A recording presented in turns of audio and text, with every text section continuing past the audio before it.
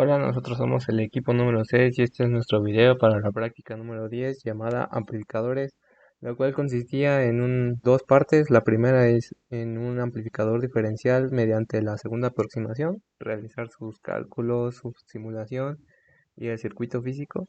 Y la segunda parte que era con un amplificador operacional, configuración de sumador inversor.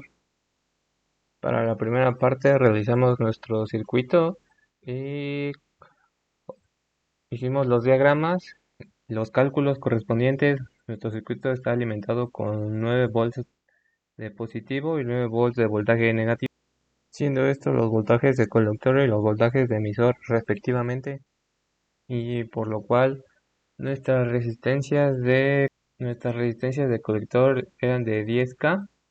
Teníamos dos transistores NPN 2N2222 y una resistencia de emisor de 10K. Procedemos a realizar los cálculos de la corriente de cola, lo cual nos da como un resultado de 0.83 mA, y seguimos con la corriente del emisor que nos da de 0.415 mA, y terminamos con la corriente del colector de 0.415 mA, y a su vez también calculamos el voltaje del colector que nos da de 4.85 volts. Y procedemos a realizar nuestra simulación, en la cual obtenemos valores similares, que es una corriente de colector de 0.42 mA en ambos lados, una corriente de emisor de 0.42 igual en ambos lados, y nuestra corriente de cola de 0.48. A su vez nuestro voltaje del colector, que nos da de 4.83 volts. Procedemos a realizar el circuito en físico y comenzamos con las mediciones. Y tenemos como resultado nuestra corriente de colector 1 que nos da de 0.42 miliamperes. Y no sé si se alcance a distinguir, pero para medir la corriente no tenemos que tener el circuito en funcionamiento, sino se abre. Y aquí lo que se hizo fue conectar de un nodo a otro, por lo tanto el circuito no está cerrado por completo, y con las puntas del multímetro es cuando se cierra. Y seguimos con la medición de la corriente del colector 2, la cual nos da de 0.44 miliamperes. Seguimos con la corriente del emisor 2, que nos daba de 0.41 miliamperes. Y de la misma forma realizamos las mediciones como anteriormente. Y seguimos con la corriente del emisor 1, que nos daba de 0.41 miliamperes.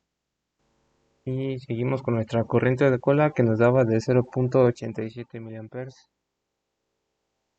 La medición se realizó de la misma forma, se abrió el circuito y pusieron la resistencia y un cable en nodos distintos para poder realizar la medición. Y para terminar con las mediciones, realizamos la medición del voltaje del colector, lo cual nos daba de 4.78, lo cual corresponde más o menos valor por decimales a los valores obtenidos mediante los cálculos y mediante la simulación. Y aquí están los valores que fueron los de la fuente para terminar.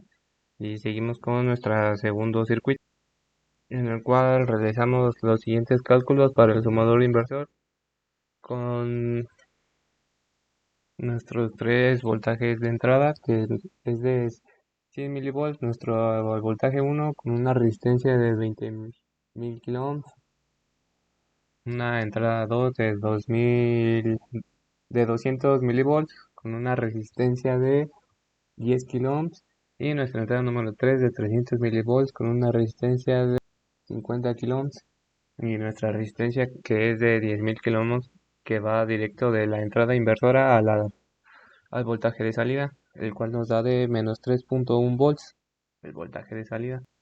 Para realizar este circuito tuvimos un primer fallo, el cual quisimos realizar la alimentación del voltaje del sumador inversor del amplificador operacional mediante estos que son módulos que, que lo que hacen es alimentar el circuito, pero ya que estos módulos tienen un circuito integrado que los protege, no nos dejó realizar el voltaje negativo para poder realizar la alimentación, la amplificador operacional. Así que procederemos a ir al laboratorio a realizar el circuito correspondiente. Ahora sí, con las fuentes de voltaje que tenemos en el laboratorio, pudiendo realizar el voltaje negativo correspondiente para alimentar el amplificador operacional, el cual nos quedó de esta forma, con nuestras tres resistencias, nuestros tres voltajes de entrada y la resistencia que va de la entrada inversora hacia la entrada de salida. Y viéndolo en simulación nos queda de esta forma, que tenemos nuestras tres resistencias, nuestras tres entradas de voltaje, la resistencia de la entrada inversora a la entrada de salida, y que nos da de menos 3.07 volts.